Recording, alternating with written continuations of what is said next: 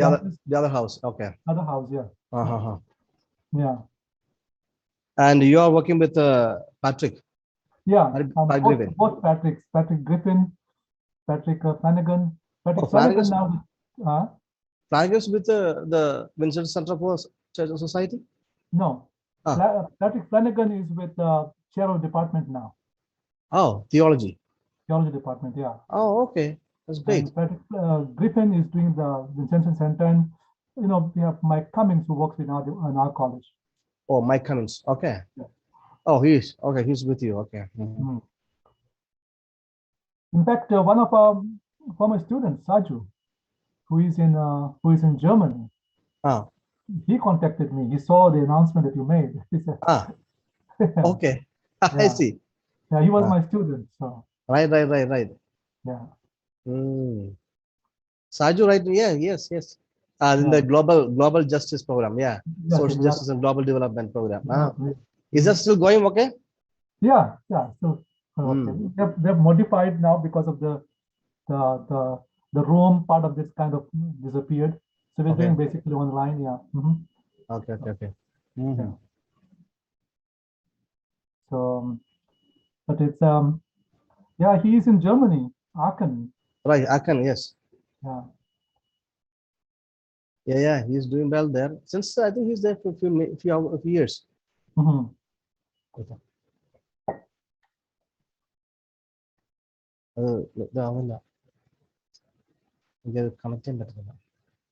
I tried here, but sorry. Yeah, go ahead. No. Don't be sorry.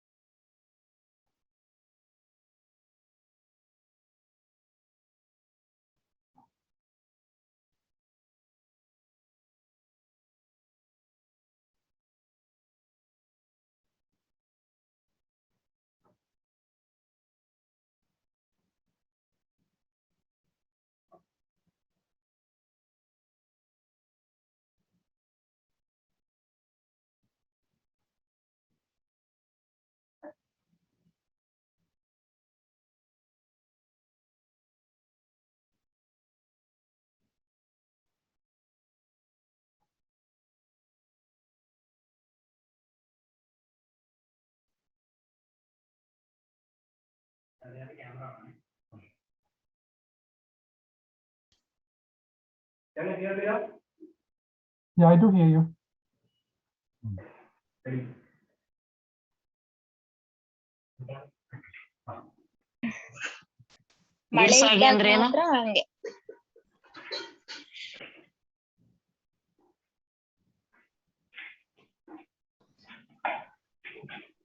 Father, we'll start now. I'm ready. Are you talking to me? Hi there, how are you? Cheryl Lisa. I'm fine, Father. How are you? Good. Good morning from New York. Good evening from India. Yeah, very good. Good communication is the bridge between confusion and clarification. A quote by Nat Turner. Good morning to you, sir, and all who are attending internationally, and good evening to everyone present in India. I am Cheryl, and I will be your MC for today's international webinar on Sadharanikaran, the conundrum of communication in Indian context, with our resource person being Dr. Basilios G Monteiro. It's an honor, sir, to have you in our midst. Language and their rules can be tricky, and thanks to the long history and rich culture of India, the understanding becomes more complex. This webinar can give us a much clearer view of the intensity of language. Before we start with the session, let's all join together for a prayer song by Deepak Koyer.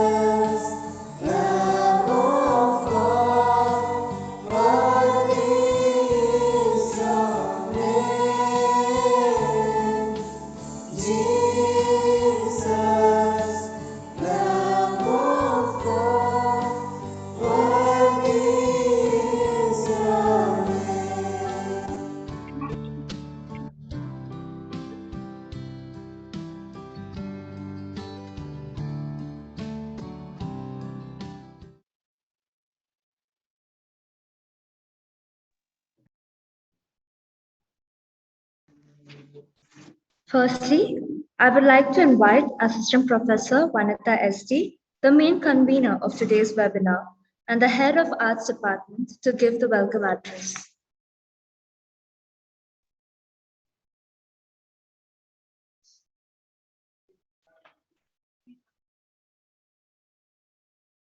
Welcome the challenges. Look for the opportunities in every situation to learn and grow in wisdom.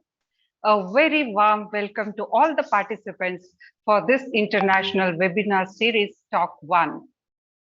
Department of Arts, in association with IQAC of Default Degree College, is organizing international webinar on Sadharanikaran, the conundrum of communication in Indian context. To begin with, it's my privilege to welcome our resource person, Dr. Basilios G Monteiro, Associate Professor, St. John's University, New York. We are deeply honored to welcome you, sir. To begin with, it's my privilege to welcome It's my pleasure to welcome our beloved principal, Reverend Dr. Baiju Anthony CM, for his dynamic support and guidance in all academic activities. Welcome to you, Father. Thank you, ma'am.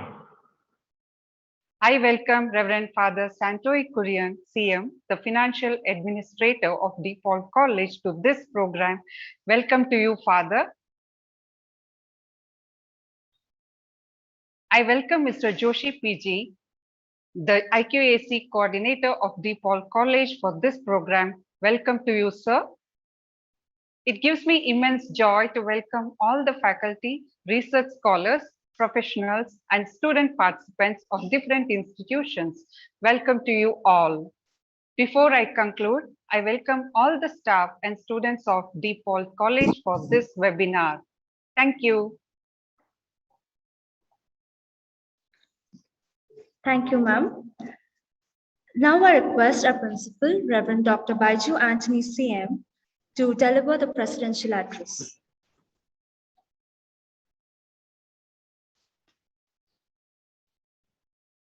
Respected Dr. Basilios Monteiro, the resource person of the day. Respected Father Santoi Kurian, the financial administrator of Default College. Professor Joshi, the IQAC coordinator. Professor Vanitha, the HOD of the Department of Arts. Dear faculty members of Default College, my dear students, and the participants of this international webinar. It's an honor for me to begin this international webinar on communication from this academic year, especially this semester. Communication is that which shapes in many ways the civilization, and in turn the civilization, the culture, and the ideologies and principles often shape also the communication that happens in a society.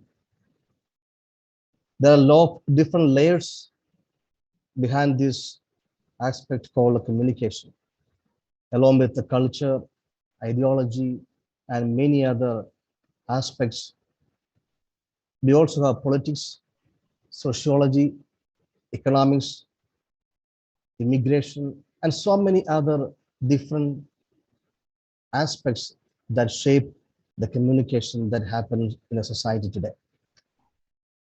And therefore, as I said, communication is very key in the modern times, which shapes the future of our people, the future of what we believe, what we come to understand, and how we shape our perspectives, and how we understand what is going on in our society, and in many ways, what we can contribute to the society.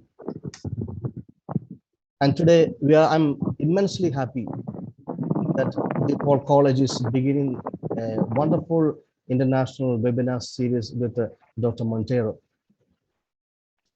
It's an honor for me that I'm happy, and really DePaul College is really privileged to have a faculty, a great resource person from St. John's, our another Vincentian university in the US. It's a first aspect of our first beginning of a great series of collaboration that we would be able to have with these two higher education institutions from a Vincentian tradition. I'm immensely happy. A great friend of mine, a great person that I met in St. John's years back, someone who has shaped a lot of my beliefs and my perspectives, is happy to join us to give us this series of talks on communication. And therefore, without much delay, on my behalf and behalf of the college and my faculty and the students, as well as those who are joining us from across the world for this international webinar series, I welcome Dr. Monteiro.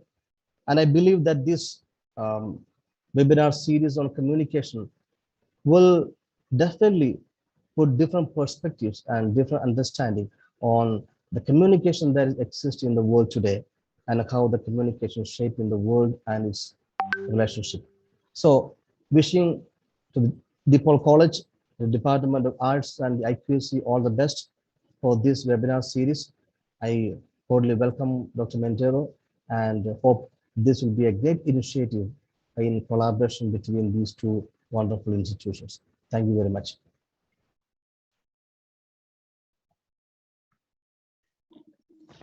Thank you so much, Father. Now, I call upon Bhumika from B.C.A. to introduce the resource person for our webinar, Dr. Basilios G Monteiro, Associate Professor, George University, New York. Good evening to everyone. Today, I am here to introduce the resource person of our international webinar, Dr. Basilios G Monteiro.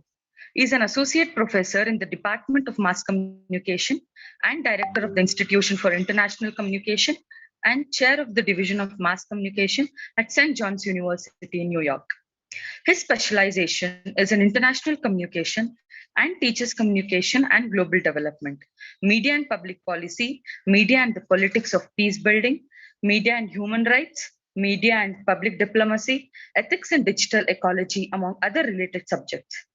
His area of research, besides his academic area, covers ICT and the internationalization of human rights, education and social justice, social media in conflict zones, media and sustainable development goals, communication and theology, education in globalized economy, and the role of humanities in information or knowledge economy. His most recent publications are 2015 Intercultural Aspects of Authority in Digital Ecology in Leadership, Global Religious Authority in Digitalized World, Tripodos, Publishing House, Spain, 2016, Education and the Dilemma of a Medium of Instruction, A Perennial and Universal Challenge, A Look at Goa, India, Goa Third in Goa, A Most Colonial Society, Between Cultures. His most recent international presentations were International Communication, Strategies for Peace Building, The Hague, Netherlands, ACUNS Conference, Post-COVID Society, Surveillance Regime, University of Seville, Spain. He is Holy See Mission expert at the UN, scholar in global solidarity, Catholic Relief Services, and senior fellow at the Center for Church and Society, St. John's University, New York. We are lucky to have such an eminent personality as a resource person today. We hope we gain a lot from you. Thank you, sir. And once again, thank you all. Thank you so much, Bhumika. And I guess I'm allowed to speak now. Okay. First of all, thank you, Father Baiju, for inviting me to this presentation. And it is wonderful to recall our conversations when you were doing the doctoral studies there at St. John's University. And also I want to thank all the students, the faculty who are present here and who are making this conversation possible. Now, I like the word conversation rather than lecture, because it is through conversation. I'm not here presenting you someone like who knows everything. I'm here someone who has been thinking a lot about these issues, trying to share my ideas and trying to provoke you to think and to think along with me. And maybe I will learn a few things from you as well when we have this open conversation for questions that you may want to answer. So don't look at me as someone who knows everything, but look at me as someone who is always trying to study and find out more and more about this complex subject, what we call communication. Now, for today's topic, there are three things I want to do. Well, number one, simply want to introduce you to this notion of this very rich notion in Indian context. It comes from the Sanskritic roots. Is Sadharanikaran. Sadharanikaran is a word that I will explain a little more later on. It's very difficult to translate, and I don't think we should even attempt to translate, because, as we say, those who translate are really traitors. In Latin, we say traductor, traditor. Those who translate, they are betrayer, because we cannot translate everything the way it ought to be. But anyway, so what I'm focused today is on communication, trying to impress upon every one of us that is a product of local context. So the West, and particularly North America, United States of America, and afterwards European countries, have developed an understanding of communication and created a discipline of study. But they've created this understanding of communication as if like it is very functionalist way, as it is very instrumentalist way, and kind of an external event to human life. And then afterward, I said, okay, let's study this as a discipline. However, in India is a very complex country with a rich history and tradition, within which communication is understood and interpreted. The Western models are not adequate to understand the conundrum of Indian communication.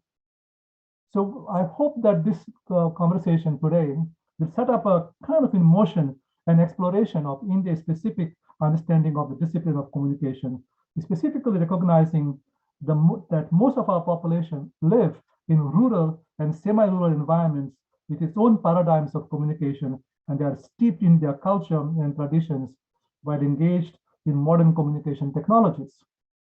So this presentation will attempt to address the complexity of Indian context, which is more than, using again a Sanskrit word, sanchara.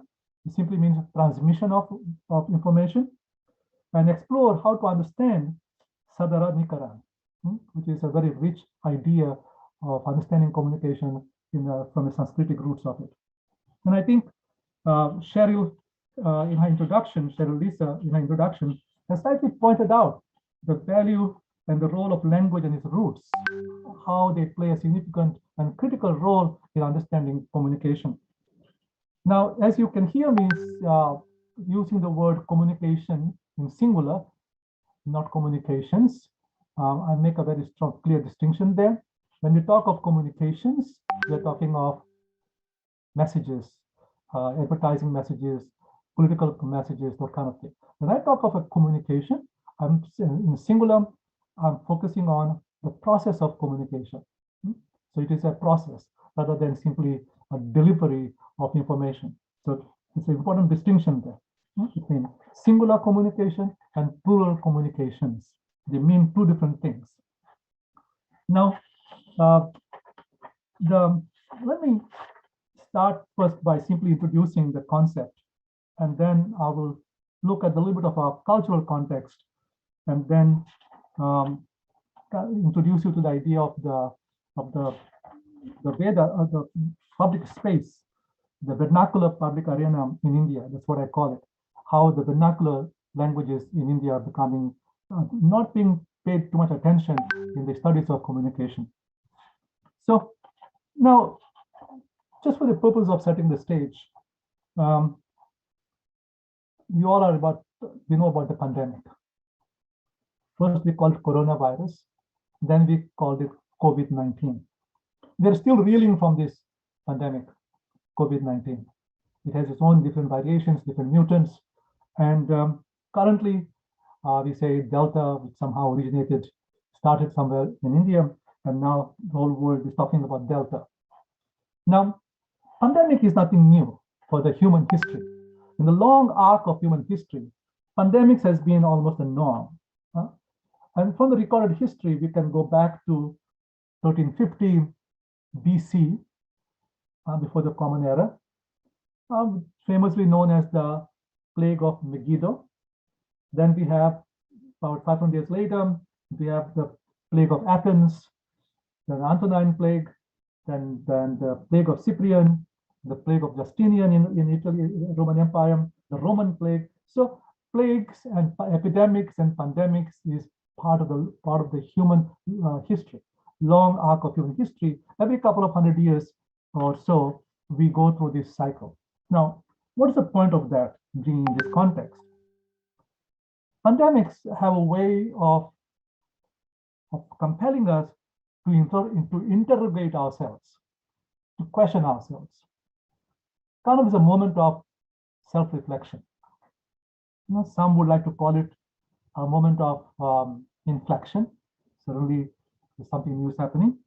But what it does is, it kind of exposes the society and its structures. And along with it, exposes the weaknesses of society, the strengths of the society, and then how to move forward. If we don't take this opportunity to interrogate ourselves, then we are missing the boat. In a sense, somebody will move us in some other direction, and we'll be moving along without simply being passive participants. So, the pandemics expose the society and its structures. Now, this is also a good time for us to interrogate, because for a long time, for almost 30 some years plus, we have been on this bandwagon of globalization. And also, along with this globalization, which is driven by technological development, primarily, I call it as a financial globalization rather than societal globalization.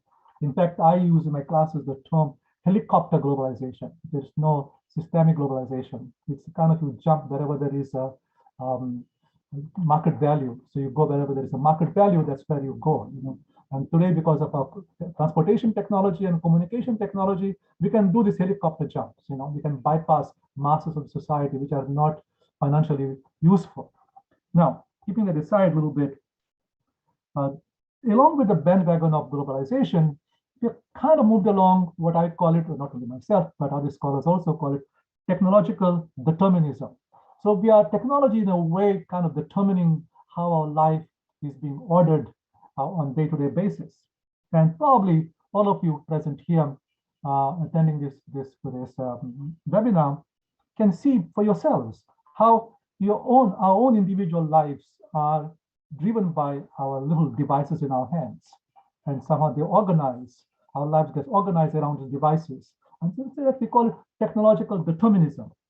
Now, I like to add to that technological determinism also has kind of introducing us or bringing us to that stage of, I'm using a very strong word intentionally just to get us to think, the dehumanization. It's a word kind of dehumanization. The technology takes us over our lives. Somehow we're becoming, I would say, less human being. We are being dehumanized in the process. And that is in the pursuit of progress. So the notion of progress, how do we understand the progress? So we are defining progress in material terms by technological accoutrements, by acquiring acquisition of technologies. So the more technologies we have, we think that, or the more our life is technologized, if I may use the term, the more our life is technologized, the more we think that somehow we are doing better, we have made progress. And so I don't want to pass a judgment about it, but I just want to simply throw it out there for you to think, for you to interrogate, ask that question. I purposely use the word interrogate because it has much larger meaning than simply question. So now let me kind of look at a little bit to the how the in our own Indian context. Let me bring in here the word Sadharanikaran. As I said earlier, it cannot be translated. This is a very difficult concept to understand, to put in one or two words, but we can make sense of it. And it is good for, like, any classic language like Latin or Greek, or for that matter Sanskrit. Instead of translating, they give us a better, rich understanding. So it is not about simply translating, but having an understanding of it. Now, what we would say is Sadharanikaran. It's one of the common way of having understood as finding a common ground. And I want to emphasize these things because this is the beauty of communication. Let me, before I go into that, let me also use the word communication in English. What is the origin, etymology of the word communication? Communicatio come from the Latin. Now, if you break down that word, cum munus, now in Latin, munus means duty, responsibility. Cum, communion, to build a community. We have a responsibility, we have a duty to build a communion. That means every communication is about building harmony. It's about building community. And that is the primary responsibility that the people involved in this communication tend to take this responsibility. Munus, the responsibility. So the word communication, cum munus, if you break it down, you can see the wealth of the understanding of it and how we use it. So we tend to confuse the word communication with transmission. And the Sanskrit word for that is sancharan. The sancharan is very different, simply transmission. So communication is not a transmission. Communication is about finding a common ground with people involved in any kind of gathering together. So it is a transcending phenomenon aimed at establishing harmony between message creator, the one who creates the message, and the one who expresses this message, and of course the one who receives this message, the audience, with the possibility of role reversal, meaning that the audience becomes also the creator of the message. And that way you have reaching what we call emotion intelligence, the threshold of emotion intelligence. So it is. We can also look at Sadharanikaran as a process of creation and exchange of soft, malleable information, a chain of events where message is significant link, and the message becomes the link. So it is also an expressive action for bringing human beings at same level of understanding. And so that is, so you can see the wealth of the notion of Sadharanikaran. So you can say it's an experiencing of a similar state of mental acumen common to that being experienced by the others. So we are harmony, and that's what we are striving for. So it enables understanding communication from other perspective. The key word here is other. So whenever we talk or plan to give a message, put out a message, what we have been focusing, coming from the Western tradition, from the functionalist point of view, communication as a function, communication as an activity, then what skills we are going to develop, how I'm going to speech, my construct my speech. They've been focusing on that, those are kind of a peripheral things, which I'll refer to a little bit later on. But so communication is a continuum from one side to the other side. My favorite mystic philosopher, Martin Buber, you probably heard. He's among many of his books and writings, I and Thou. When I becomes a Thou, Thou becomes an I, the dialogic communication. You can have a whole seminar just on that later on if you are interested. So now what happens here is the communication as in the context of Sadharanikaran, say there are conventions, and conventions meaning there's a common understanding. Let us say, for example, I'll give a simple example. The word chair. Now, in English, is a convention that a chair is a piece of furniture that has 4 legs and some flat piece on it. People can sit on that. And so it's called chair. So everybody understands that. That's a convention. And the convention is, the moment you say chair, everybody understood what you mean by that. So let us say, for example, we all drive and we stop at traffic lights, green, yellow, red. Why do we stop at the red light? Because it is a convention that everybody understands that red means you stop. But now, of course, somebody can say, well, I don't go by those conventions. I'm just going to drive through red light.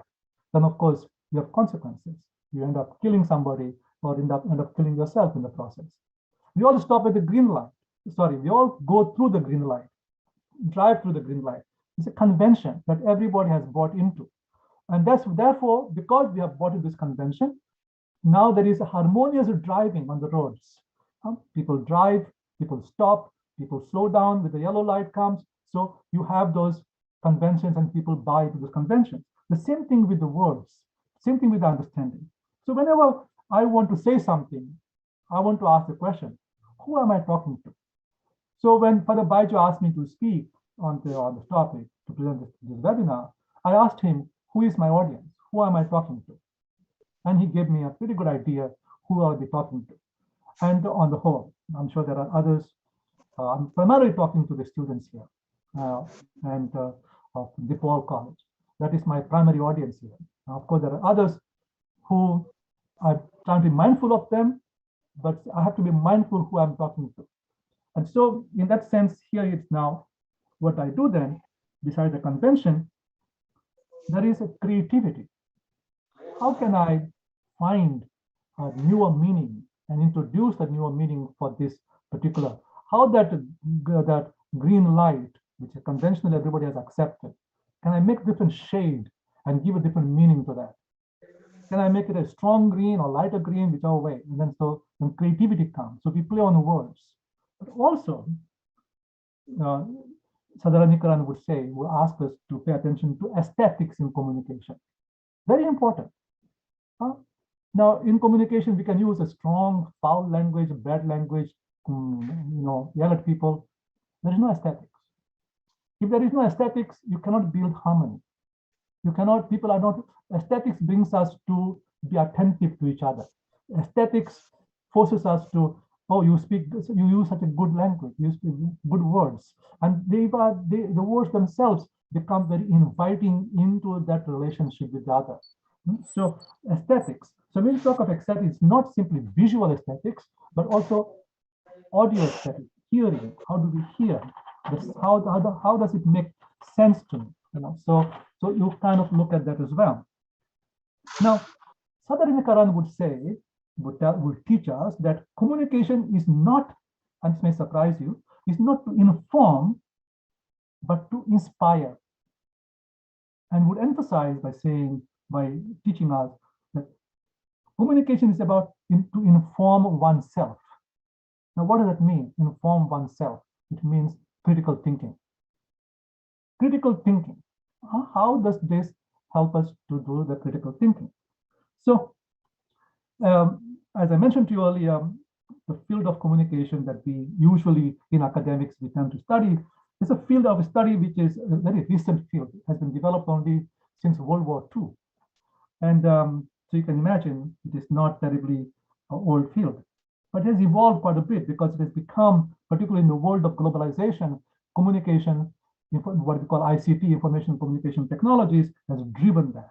And so, as I mentioned to you, it was developed primarily as a in the West, and particularly United States, as a functionalist, as a mechanistic, as a something like, what results are you producing after this communication? Have you produced the tangible results? We always like the metrics, is it tangible? It is measurable. Can I see the difference? Have you made a difference? Can I measure the difference? And that's what we kind of functionalism, mechanistic. We can kind of, that's why we focus more and more on skills, set of skills, as if like it's somehow you can mechanize. You are a soccer player, football player, you go on the field, you play 10 hours a day, and you develop your skills, and you're very good at that. Now you're almost kicking the ball in your dreams, because as a result of this, a muscle memory, we call that. Your muscle has a memory of its own, and so it is what it is. So, but it is not what it is. Communication is simply being present. In Indian tradition, for example, silence plays a very important role. But somehow we think that silence is not communication. That is from the Western perspective. But in the Indian perspective, in the Asian perspective, silence has a significant role. I'll come back to that point a little later on and develop a little further. So now what I say, and not only myself, but there are many scholars, in particular, thankfully there are many scholars in India, in Sri Lanka, in Nepal.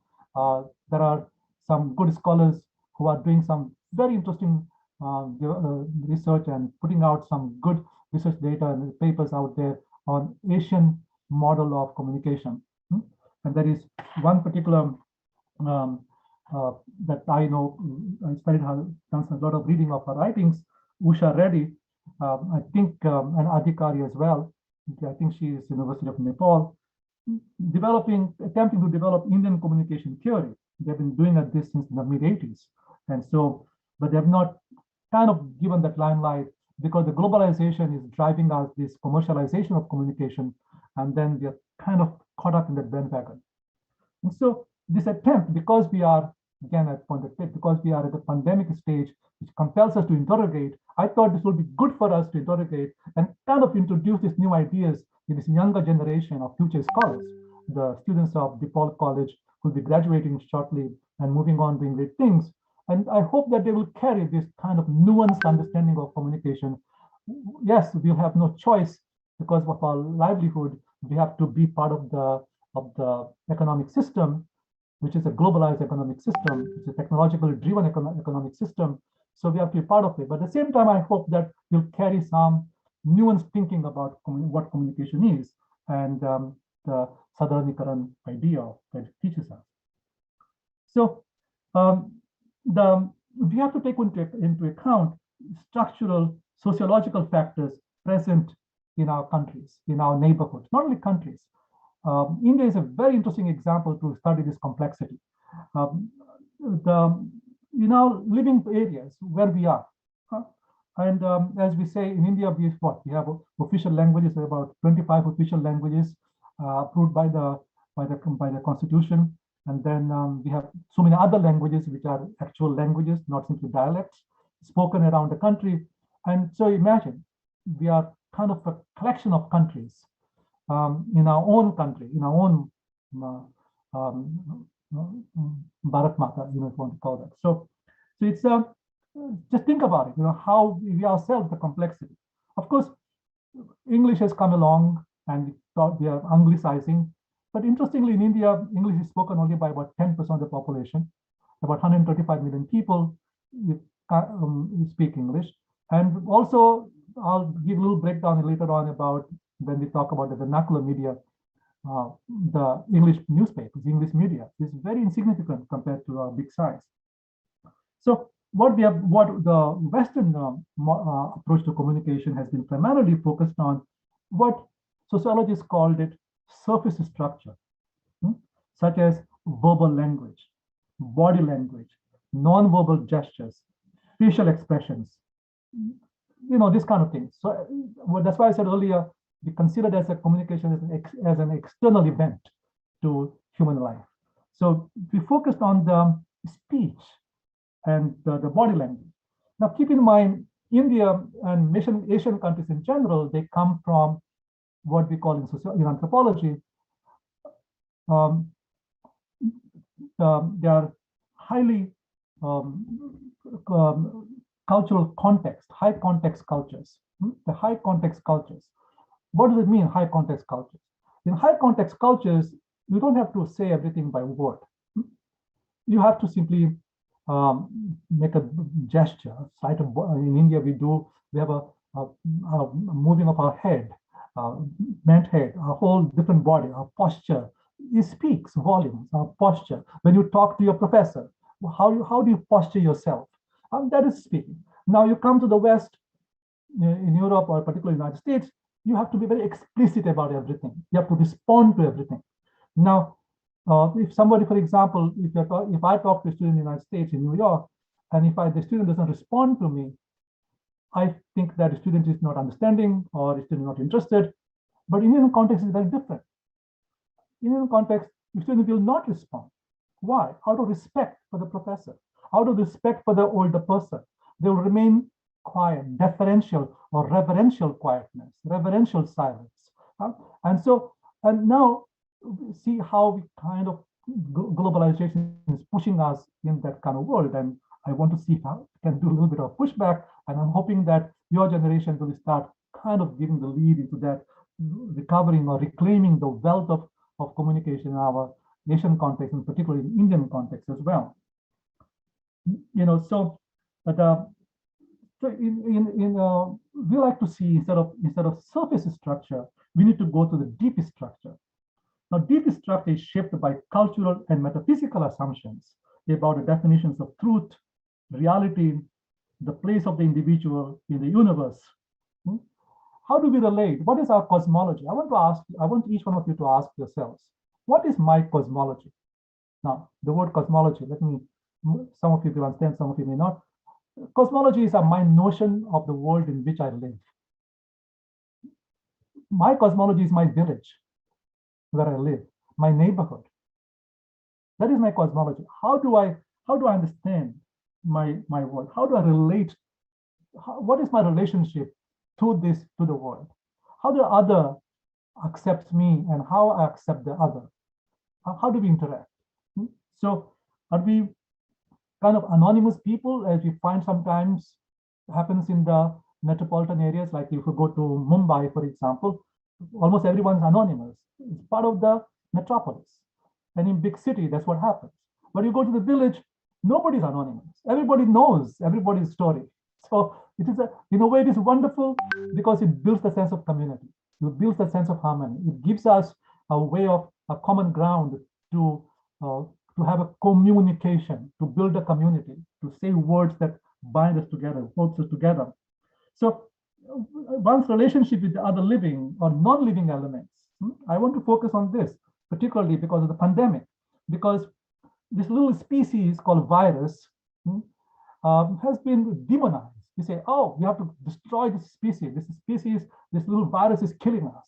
We have to somehow, it's a bad thing, and that's happening. But let us look from a larger cosmological perspective. They're part of the universe, ecosystem. This virus has been before us, by the way. Before humanity existed, there were viruses. So they've been there. They've been living in their own world, in their ecosystem. But what has happened is, because Anthropocene world, the superiority of the human being, they claim them for the superiority, and we said, oh wow, we are super smart, we can control everything, and we kept on including in their ecosystem, destroying the ecosystem, and now they have to live somewhere, this virus. Where are they going to live? If you go on including in their spaces, if you go in the forest and keep cutting down areas and building houses for ourselves, where are they going to go? They're not going to disappear. They have to find a way to live. So where are they going to live? Well, they found a good home, and the good home is our bodies. They come and living in our bodies. So what is my relationship with the species, other species? How do I relate to them? How do I speak about, I wrote a little paper on speaking about virus. If anybody's interested, I'll be happy to share it. It's a short essay I wrote in the height of the pandemic. How are we treating the virus? How are we talking about it? What language are we using to describe the virus? So that our language describes our relationship. Those with whom I have good relationship will say, oh, he's my friend. Those with whom don't have good relationship will say, oh, my friend, how are you? Those who don't, oh, say, we don't even would call the name, whatever it is, kind of describes how we relate to them. So how will we talk about a virus, the species? And I think this is a waking up moment for us to start understanding ecosystems, and we are part of the ecosystem, and then we have to somehow learn to respect. And as Sadharanikaran would say, the ecosystem is to be respected, and we have to treat them as our as part of our own community somehow. So the question comes up: what is my relationship with the non-living elements of the environment? What is my relationship with the animal species? We are just one of the species. We call ourselves humans, but the animal species, there are other species, the virus species. So what is our relationship with them? If we don't allow them to have their own space, they're going to find a space, and virus will find a space to live within ourselves. And we say, oh, I'm infected by coronavirus, by COVID. So now, other thing that happens is, in our contextual culture, the concepts of time and space and so on. As we all know, you're from India, I'm from Goa, and we all know if somebody invites you for a function at 5 o'clock, at what time do we show up? Probably will show up at 7 o'clock. Suspected. We call it Indian stretch time, IST, Indian stretch time. So we all have experience. We show up, at what time? Say, oh, come in the evening. At what time? 5 o'clock. All right. So then, now if you go somewhere else, it is very monochronic. Say, okay, 5 is 5, and today, because of the globalization and because of technologization of the society and the technological determinism, we are also compelled to change our idea of time and space, because now our economic productivity, when you're working in your office, your productivity is measured by your boss, by your whoever is owning place, by time and space. Now, look, for example, a concept of space, even with this pandemic. Space for workspace for the longest time, we thought physical space, you go in the morning, drive for 2 hours in that, and especially in the trains in Mumbai, where you get back like sardines. You go there already exhausted before you even show up to work, and you have to be there. And afterwards, come back again, and then get up and sleep for a few hours and get up again. So if you're not in that office space, you're not productive. Suddenly the pandemic helped us to realize, wait a minute now, I can still be pandemic, I can still be productive, and my company can still make money and can still make profit, and I still can earn my salary by working, we call it, remotely. So see how a notion of space is kind of moving away. So where is my space? What is my space? I make a difference between space and place. A place is a physical idea. Space is a concept. Sometimes you would say, for example, in English, you would say, I'm not in a good space in my head. But that means something, I'm disturbed about something. I cannot focus. So how do we use this term space? Now we say, for example, in relationships, give me space. We talk about social distancing. I don't like the word social distancing. It is nothing social about it. It is a physical distancing, but somehow we got caught up with that word. Social distancing has become now canonized. But it is actually, we are looking for physical distancing. See how we got caught up, right? In the globalized concepts. We just come from one end of the world and everybody buys into that. And because it came from this side, we think it is good. And if you come from that side, so what is that, we would say. So it's a physical distancing. Now, in a place like India, for example, we talk about virus and physical distancing. Where is the concept of distance for us? Here we say, okay, physical distance for coronavirus, COVID, you have to keep at least 6 feet distance. For us to have 6 feet distance in India is luxury. There's no space. It is just the way the space you have, they are packed, we live on top of each other. So asking that physical distance is like many times in many communities asking for the impossible. So let's think about how our notion. We talk about, for example, space, your personal space in West, particularly in America, they're very big on talking about your personal space. You're invading in my personal space. Now you take that concept to India, Asian culture, Asian countries. What is personal space? Just imagine yourself in the train in Mumbai. Is that a personal space? And in the buses or wherever you travel to. So see the idea of the space. And the question of time. What is time? Time has become a measure of an instrument of measuring our productivity. We are given timed tests. The professors will say, if you cannot finish this within half an hour, this exam, you're failing. But somehow, time is going to tell. Now, just to share with you, as a professor, I tell my students one of the things, and I have the luxury of teaching them mostly in the last many years, the graduate students, master's students. And so I tell them, listen, I don't have deadlines. You do it before the end of the semester. Because if you study by 5 o'clock, you're not smarter than if you study by 6 o'clock. It doesn't make you any more smarter. But see how we have organized our ways of measuring who is smart. Because you are finishing a particular test within 5 minutes, you are smart. But other one who's taking 10 minutes longer, oh, he's not smart, he's failing. So see, I want to challenge that. I want to challenge that notion of timing our performances and measuring what we are, who we are, what are we capable of, our capacities, by simply looking at how fast can you do this. Yes, we play value for fast. We just gave an Olympic Games gold medal for the one who runs the fastest 100 meters, whatever time fastest, everything is fast.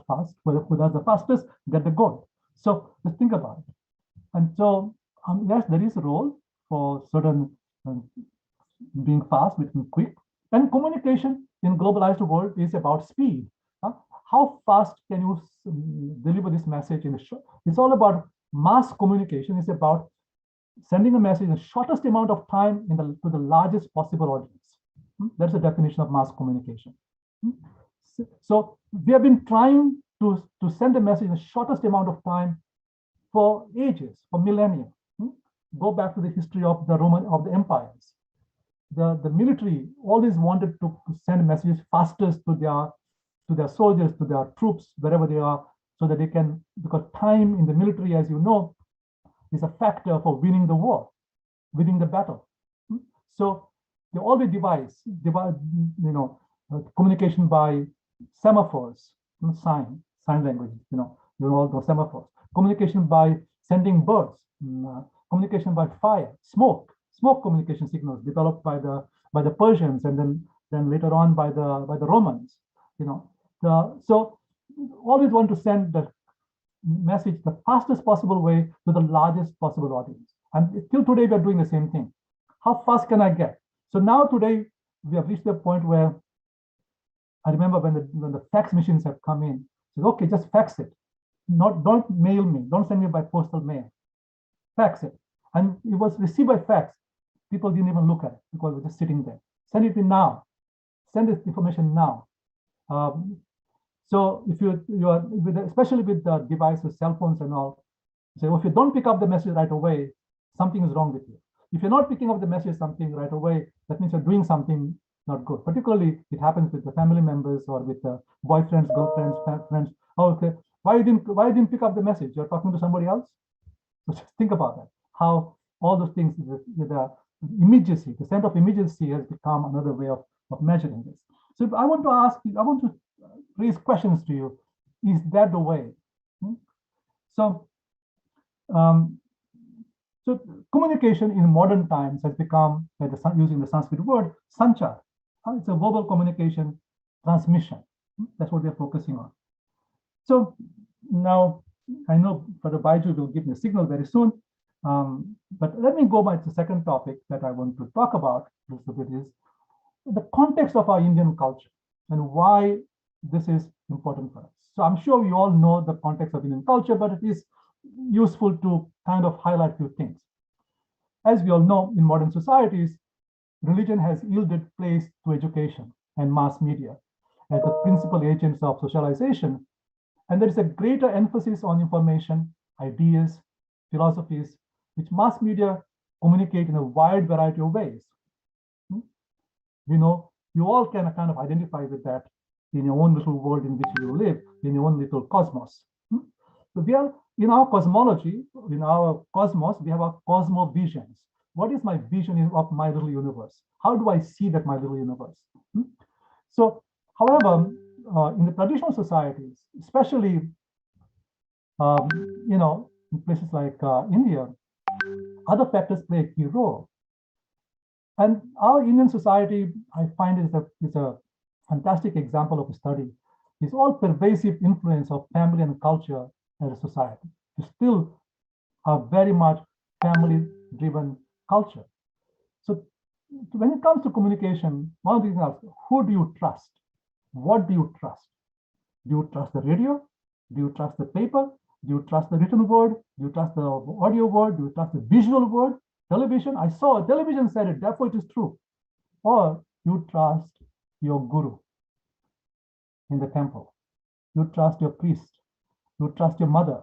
You trust your grandmother, who never went to school, but has a tremendous wisdom. Where is your source of trust? Think about it and keep that on hold. We'll come back to it later on if you have time. So way back in 1976, very erudite Indian sociologist wrote a very nice piece. His name is Kirpal. He said, he wrote, culture, and I went back reading this as I was preparing for this, and I found it very relevant. Culture is almost the totality of their way of life as an overall pattern of existence, comprehending the living traditions of the past, the meaningful life of the present, and the cherished aspiration of the future. Isn't that a very interesting, all of you find yourself, living tradition of the past, meaningful life of the present, and the cherished aspiration of the future. Very interesting intersections we find there. So the values of the spirit, Kirpal writes, the value of the spirit together with the means of its fulfillment or refinement, the wholeness of life instead of its compartmentalization, we kind of, the synthetic view of existence beyond the limited horizons of the analytical and rational approach mark the breadth and pervasiveness of the area of culture in our traditional societies of Asia, and particularly in India.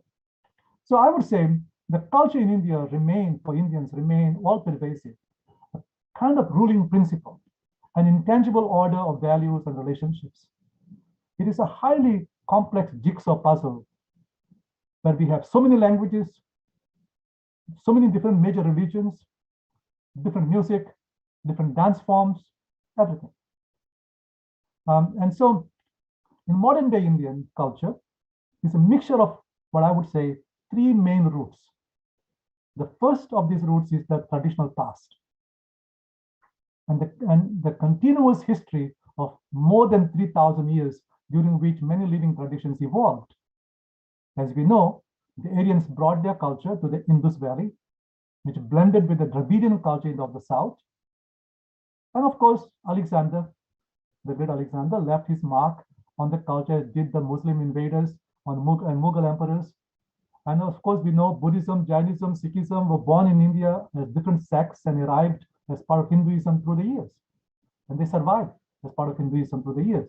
So the adaptability and pragmatism that have ensured the continuing vigor of this unbroken tradition are derived from all encompassing philosophical vision, so deeply embedded that it governs every aspect of Indian life. The second origin of the present-day Indian culture comes from the colonial experience. the colonial experience. The chronological recent influence of the West, especially during the period of British rule, which brought with it the educational, industrial, political structures and institutions, created the modern elite. The small but dominant cultural group today, they're small, but they're dominant culture, they shape, the culture. So the impact of the West brought profound changes in the socio-political system as the British linked the country into an infrastructural whole with transportation and communication system, railway system, and introduction of the telephone systems and telegraph and everything else, with the educational system and the liberal concepts of democracy and individual rights. These have come from this result of the colonial experience. So more significantly, the British brought the empiricist tradition, meaning that is kind of the scientific tradition of observation. Let us look at it, find out, not simply by telling stories, but more analytical, which is a concept common Western thought. So this definitely was very helpful to India as it was moving on post-independence times. And it permits India to believe that India can pursue science as an observational activity allied with the precision of mathematics without any way interfering with the traditional world picture. Now, the third source of the Indian culture comes from the India's aspiration for the future after independence, with the new vistas for the material and economic well-being of the people. This materialistic thrust forward is not at odds with the Hindu view of life, which links the temporal from the intellectual. So it kind of gives you, I want to give you a little bit of an idea how this, our own cultural context, we can see in a kind of little bit systematic way with the help of our previous sociologists and anthropologists from Indian background who have done some very interesting work in this.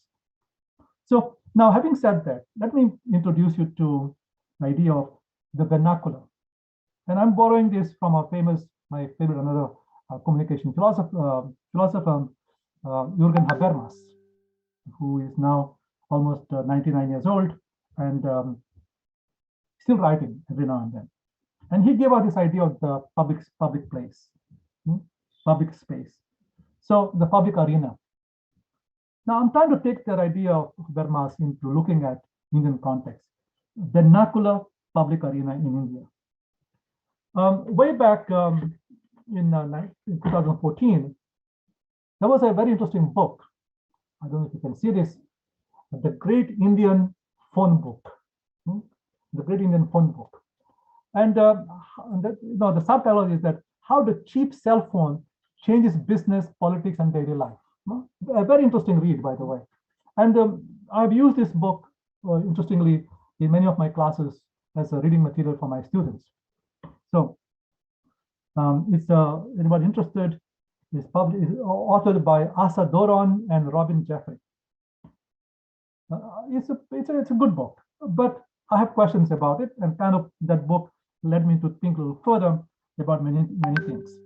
So the media mediation, and the vernacular public arena.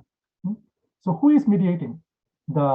In the past, when Habermas was talking about the public arena, public space, he was talking of what in India we call the mand, the village marketplace where people would come and sit there and chat and discuss and debate. And as Amartya Sen would say, the argumentative Indian, who is always loves to argue.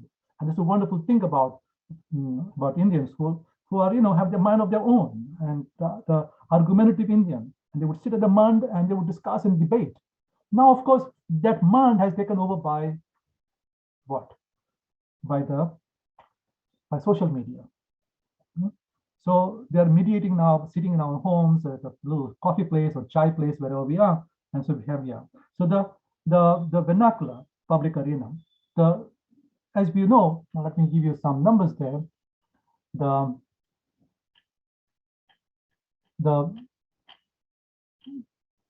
Only, I mentioned to you earlier, only about 10 to 12% of the people are very familiar. They kind of use English, and the English media does not cover the villages. So you have about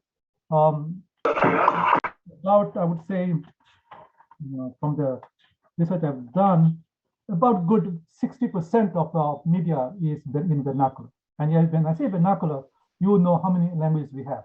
We just name them from the south to the north, from Malayalam to Tamil to Urdu to Telugu to, you just name it, So all the way up to Kashmiri, whichever way, Punjabi, and so and then besides those that vernacular, we have also our own dialects.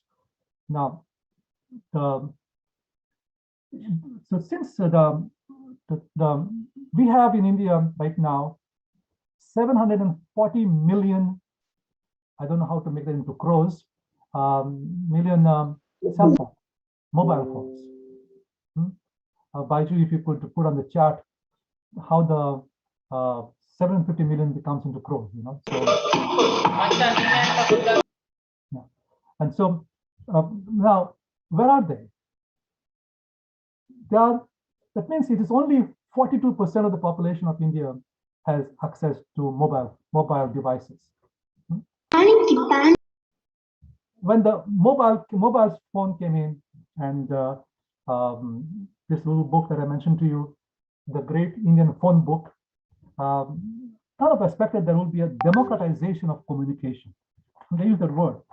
And as you know, I'm always leery whenever people use the word communication. I always ask them, what do you mean by that? What's the definition of communication? And interestingly, they usually have their own definition of communication. And so, they're talking about transmission. They're basically talking about transmission. And so now,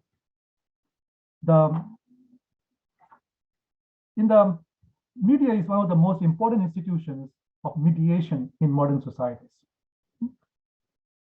Manuel Castells, in his books, he was writing about 10 years ago, what does not exist in media, he would say, does not exist in public mind. Now, just think about it. If it does not exist in media, it does not exist in public mind. And that's where we are right now. If we don't see it, if we don't read it, it has not happened. It has not happened. And so before the mobile phones came along, and before this, what we call democratization of quote unquote communication or democratization of information came along, life in the villages was never heard of, was never counted. So it was only the metropolis, the cities that would kind of drive the world and said, okay, this is India, this is what's happening in India. But that was only minuscule population that would live, would make the history. And so where non-urban and non-elite society exchange ideas, that's my question. Where non-urban, those who live outside the cities, villages, and not elite society exchange ideas. So oftentimes you'll say, okay, when you want an idea, what do you do? What do you usually do? You go to someone who has a PhD, or someone who is a professor, someone who is educated, doctor or engineer or somebody. Oh, okay, he's educated. Therefore, he or she will have some ideas. Somebody in the village who's still farming, who still uses the thumb to put his or her impression, they have no ideas. What are you asking them? Now, I want to challenge that. I say, okay, we ourselves, where do we go to seek ideas? How do we ask this kind of questions to them? So here now, the cell phone, the mobile phone has become the arena where we start developing this mediation. We mediate and remediate. One group mediates that, take it to another group, they are remediating first. So it's a re-mediate. So think about it. So in vernacular media, problematic to keep the country together. Is it vernacular media poses a new challenge to keep the country together because of so many variables and variants that are there? Is it vernacular media in a way polarizing our society, us against them? Instead of going to the notion of the Sadharanikaran, where we find common ground, is the common ground being challenged by the proliferation of vernacular media. Yes, vernacular media was always, vernacular was always there. People spoke their own dialect, their own languages, various. But now, because we are able to write it, now one interesting little thing about vernacular media, because it is primarily driven by mobile devices, it is driven by 130 characters by Twitter. That means there is no room for expressing your ideas coherently because you have to be short. You're always putting some short sentences which are always misunderstood, misinterpreted, or given different interpretation because there is no possibility to provide a context to what you're saying. You cannot explain what you want to say and give a larger context. So those are the limitations and kind of put a burden on this mediation in the vernacular public arena. And so the Anglicized society of India, what is their worldview? So remember I said to ask, what is our cosmovision? What is our vision of my own little cosmos, my own little universe? So we have Anglicized elite, Anglicized group of society. How are they looking at the world? Are they looking at the world as if it should be like the city must be looking like Manhattan, New York City? Or should be looking like Dubai somewhere? Building of high rises and everything, and therefore we have these high rises, therefore we have made progress, therefore we live better, our life is better because of that. So what is the cosmovision? What is the cosmovision of a person who lives in a village, in a semi-urban, in a rural area? Somehow we have looked at the rural area and they use the term backward. I always say, we say, okay, we have this caste system and say, okay, those are backward caste system, backward people. Wait a minute now, they've even legalized the term, they've even made part of the normalized the term. Who is backward? How does one become backward? Who am I to say you're backward? And so I think we have to start challenging. The pandemic does give us this opportunity to interrogate ourselves, interrogate our notions, interrogate our classifications, interrogate our categorizations. We need to interrogate our categorizations. How do we call a group of people backward? Just because they live in a rural area and they live off without stealing anybody's life, days hard work, they live off the land. They produce everything by their own sweat and brow, and so they therefore, because they're not using sophisticated technologies, therefore they are backward. Because they are not able to read, and therefore they are not smart, but they are wise. We may be smart, but we may not be wise. So just think about how in this world of communication, of transmission of information, communication technology, world, we kind of think about categorizing people. And those categories have come along. I think it's time for us it's a moment for us to interrogate those categorizations in the context of Sadharanikaran, because we are not building a common ground. We are on the contrary, we are like categorizations and everything else, we are polarized. We're polarizing. So now I mentioned to you earlier, who do I trust? And the trust is very important in the world of communication, in the world of transmission of information. Very important.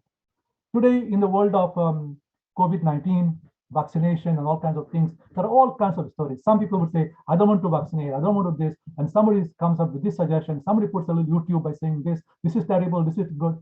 And then who are they? Okay, it's a Dr. So-and-so gives a YouTube discussion about this. Vaccination is a terrible idea. Or this is a hoax. COVID-19 is a hoax. And this, you can drink this liquid and everything will be fine. Dr. So-and-so said that. I'm sure you have seen many of those videos. But see how we have commercialized the trust. We have commercialized the trust by saying that somehow we have categorized things. Okay, if you are quote unquote a professional, but not only all kinds of professional, as if like an electrician is not a professional, as if like a plumber is not a professional, as if like the guy who does the cleaning of the sewage is not a professional, because I cannot do sewage cleaning, but I'll call somebody who knows, has expertise of cleaning sewage, because sewage must be clean, otherwise I'll die of disease. So think about how we are kind of using the terms of the who do we trust, and how we have commercialized who to be trusted. Now, I'm speaking to you because I happen to be a university professor. I have a PhD, and Dr. Baiju said, you know, this guy knows something, come and talk, and you're listening to him. For God knows how long, almost an hour now. And so now, that's why I said to you right from the beginning, I'm not here as one who knows everything. I'm as a student. I'm always wanting to learn. I have this intellectual curiosity, an ongoing intellectual curiosity to keep asking questions, to keep learning, to keep talking to people. I talk to anybody, and because everyone has a way of teaching, learning something. So, and I learn from them. And so, just want to kind of, I'm looking at the clock here, and I want to finish in a few minutes. And so the market-driven networks has led to a change in the nature of the function of the media. So be mindful, our networks are driven by the market, and it assumes that new spaces are opening up. Somehow there are new platforms and new spaces are opening up. So media mediation has led to subjectification of diversity of people. So diversity of people has become kind of, now we are homogenizing everyone. Everybody has to be homogenized. We're kind of on that. And so on that mechanization, if you want to, if they want to mechanize everybody should be the same. And so as a result, what is happening today, we are seeing the consequence of that. The vernacular public arena is becoming much more polarized, and there is no consensual politics. So the debate has become very acrimonious, very rude, down-putting, you put down the other, name-calling. So debate, our political discourse has become acrimonious. So everybody, you know, in a kind of a fighting mode. We are not in a negotiating mode. We need to fight. And I'm saying, wait a minute, now, can we negotiate because it's a give and take? All right, so I think, let me just conclude by throwing few numbers here. We have the vernacular public arena is the expanding space of socio-political negotiation, interaction, and contestation. They're contesting, they're interacting. So it is the vernacular public arena, particularly the mobile devices, in which diversity of voices get mediated and remediated and reassembled, and thus redefine the public. So most of our communication in India or transmission is visual. The video downloading is very high among in India, and probably you can understand why, because of the high level of, you know, because the cheaper data, the telephone data has become, mobile data has become cheaper, and more are using it, but there's a limitation what you can do, how much can you communicate, how many words can you put, all that. So, but it may be interesting for us to know that 68% of the people of India, they live in rural India. And I think we have to give value to them. We have to somehow be mindful of them. Only 32% live in the urban or semi-urban place. So just how we are treating as if like the world, India is ruled, or they kind of made what is good for 32% in urban area is good for 68% who live in the rural area. think about that. So let me stop here, and I would like to hear some questions from you and comments. I appreciate it very much. And thank you so much for the opportunity to share my thoughts. Father Baiju? Yes, yes. They're going to ask you some questions, I think. Yeah. Yes. Thank you so much, sir, for the very insightful talk. Before that, attention participants, the feedback link for today's session will be posted shortly in the chat box. Kindly fill the feedback form. Please remember to fill the feedback form. And now I'm sure our audience may have a lot to ask. I request our audience to feel free to ask your doubts or questions. Please send your questions in the chat box. There are already some questions, sir. I will read that to you. Yes, please. The first one is, how do you analyze the Sadharanikaran model with a mathematical one in context of social media? It's a very difficult question. Number one, I don't have a mathematical background. In fact, I was lucky that I passed my mathematics and in high school.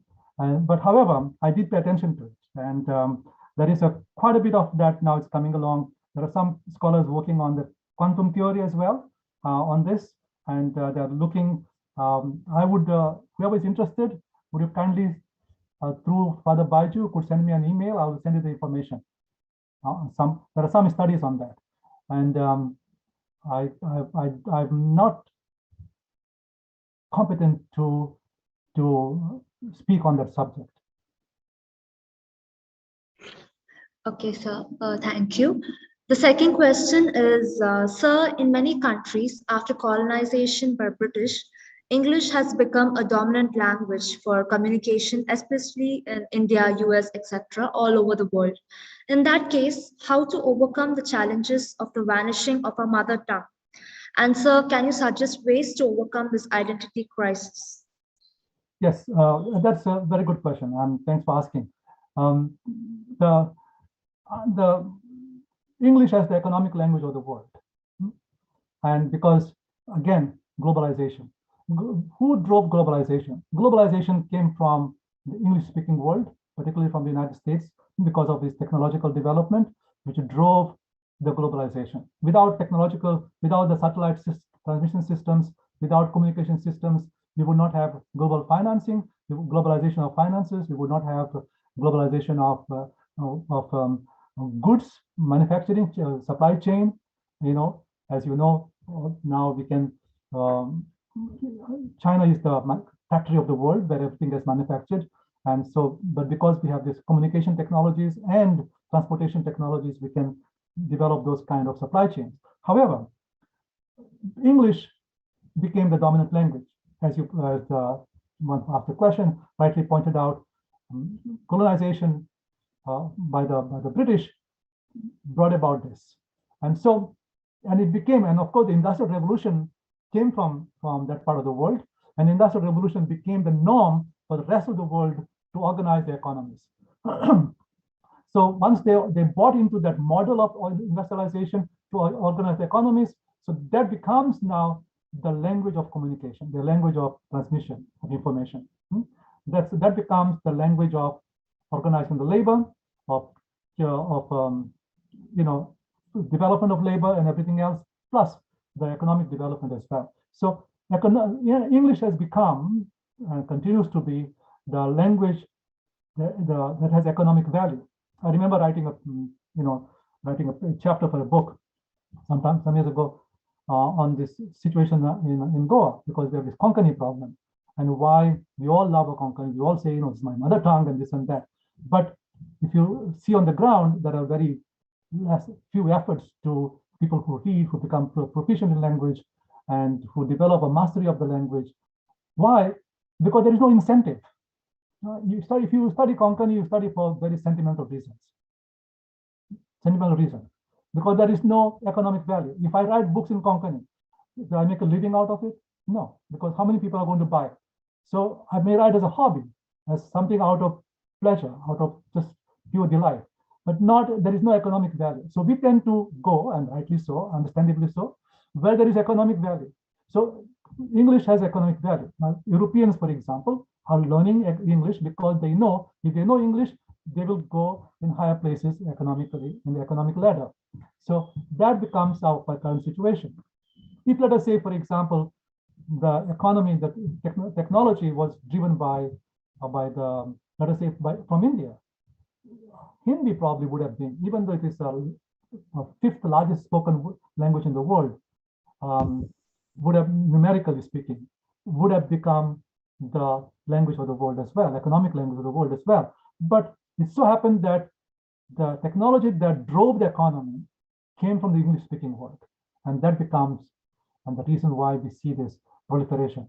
Now, your question is, the segue to your question is, what happens to mother tongue? In fact, that is also my question, my concern, and I talk among my friends about these issues. What happens to the mother tongue? Because our world is shaped by our mother tongue, our understanding, our cosmovision. My relationship with my environment, with my ecosystem, is shaped by my mother tongue. We cannot translate. I mean, there are many. I constantly argue with my friends. There are some words, for example, in Konkani, which you cannot translate in any other language, neither in English, neither in Portuguese, nor in Hindi. You cannot. They came out because language is born out of the topography, out of the local culture, out of the local traditions, and not traditions just for 10 years, centuries-old traditions. Out of all those traditions, all that is contributed towards our vocabulary, towards the language that has come out, and our words are pregnant with meaning. So, and that is something that I think I would like to say, and I like to see people become bilingual, trilingual, just as a matter of functioning in today's society. And in India, most of our Indians are bilingual or trilingual or quadrilingual, because to live in the village life that we live, to get my neighbor, I have to learn Marathi, I have to learn Malayalam, but somehow words become familiar.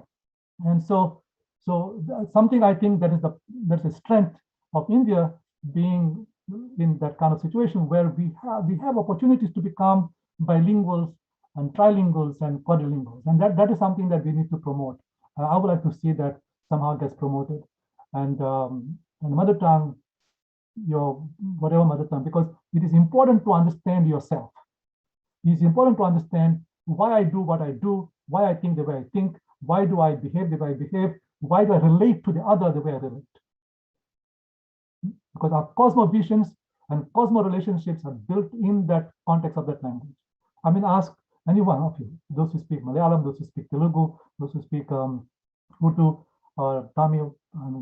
I would say those who speak Konkani as well. You will find that. Am I making sense? I don't know. I hope so. Thank you, sir. There's another question. Many Indians who have lived their entire lives in a foreign land have a hard time interacting with the people from their own country because they have a hard time speaking in their mother tongue. What is your opinion on this? Yes, and that is a sad reality. That is a sad reality that people born in other countries. But I would like to say there are people who, for example, Indians born here, they make an effort to understand, to learn about the culture, and there are a lot of opportunities for them to learn the culture, and they make the effort. But it is not easy. Well, it's a big challenge, but it's worth the challenge. And I would like to see people be encouraged to learn the language, the native language, not to understand India through the eyes of English language.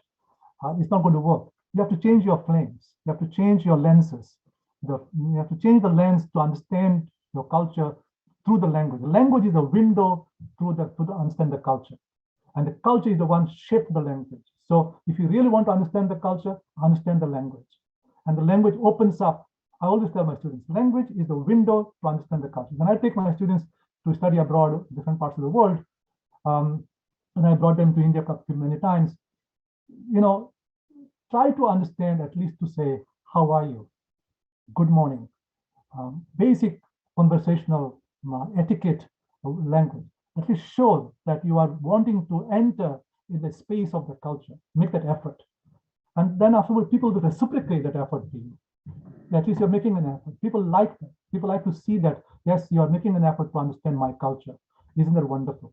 And so understanding those things, you know, I mean, they like to eat chai, not eat chai, drink chai. And we drink chai. There is a very interesting book which is called 3 Cups of Tea.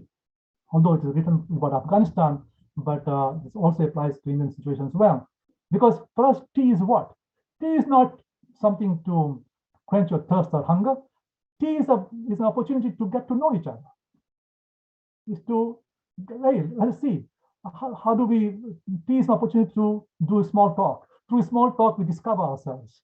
Instead of just starting a conversation with some highfalutin ideas, let us do a small talk. You know, how are you doing? How are things at home? How's the little pig at the back of the house, or your animals, your goat, or something like that? You know, so talking about those things, the small conversation, small talk allows us at tea time when we have our tea to kind of thing. So we drink tea, no matter it's a morning, evening, night, whatever it is. It is a moment to simply say, "Hey, I want to connect with you." And so I think that's the way for us to do it. We have to go. I tell our students, my folks here, go and make a pilgrimage to India, to your mother tongue. Stay there. Don't stay in a hotel. You will learn nothing. Stay in a village. Live with a family. Talk to them. Eat what they're eating. Don't stay in a hotel. Hotel is a artificial. I call it a room of incarceration. They're incarcerated there. It's a 4x4 room, whatever it is. It's like, in what way the hotel in Mumbai is different from hotel in New York? No way. So you're staying in a hotel, you what? You're living in an artificial, cosmetic, plastic life, you know. So, any other questions, Sharon?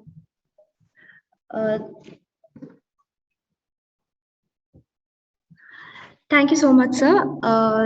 In the chat box, there's no other questions. I'll ask for one time the audience. Anyone has any other questions, please ask.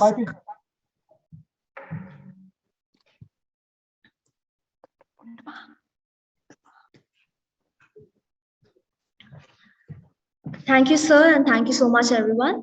There's no more questions. Now I call upon Harika from 6th B.A. to propose a word of thanks. Feeling gratitude and not expressing it is like wrapping a present and not giving it. With a deep sense of thankfulness and on behalf of my college, the organizers of this international webinar, I would like to propose the word of thanks. I take pleasure in thanking Dr. Basilios G Monteiro, Associate Professor, St. John's University, New York, for sharing his knowledge on this very interesting topic. Thank you, sir. We thank our dear principal, Reverend Dr. Baiju Anthony CM, and the financial administrator, Reverend Father Santoy Kurian CM, for giving us this wonderful opportunity and taking a lead in organizing this program. Thank you, fathers. We thank Assistant Professor Vanitha SD, convener and HOD Department of Arts, and all the faculties of arts and the student coordinators, Raksha and Rohit, without whose efforts this event would not be possible. Thank you so much. A sincere thanks to all teaching and non-teaching staff and technical team of DePaul College who collaborated so well in organizing this event and worked hard to its success. Thank you. Last but not the least, I highly appreciate the participants of this webinar for their active participation. Thank you, participants. Looking forward to many more such knowledge-enhancing programs, which the college is always ready to organize. On that note, I conclude. Once again, thank you all.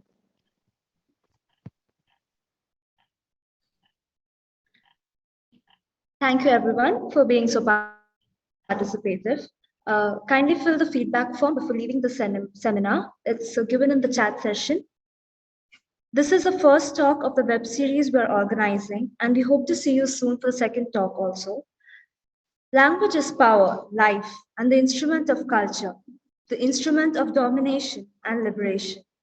Thank you, everyone, for being so participative. Once again, thank you all for attending.